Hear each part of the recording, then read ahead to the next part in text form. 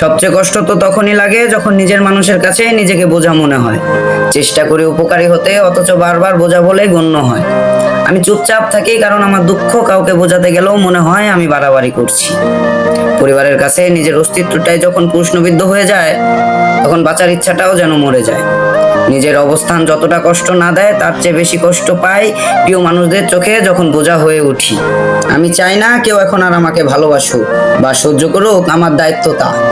জীবনটা হয়তো অন্যরকম হতো যদি পরিবার বুঝতো আমি চাইলে আজ কিছুই দিতে পারছি না, কিন্তু মনটা সারাক্ষণ চাইছে কিছু করতে।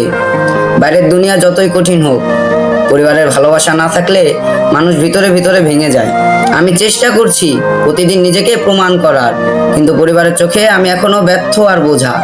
সবাই ভাবে আমি অলস, তবে কেউ বোঝে না আমি ভাঙা স্বপ্ন আর চাপা কান্না নিয়ে এখনো বেঁচে আছি।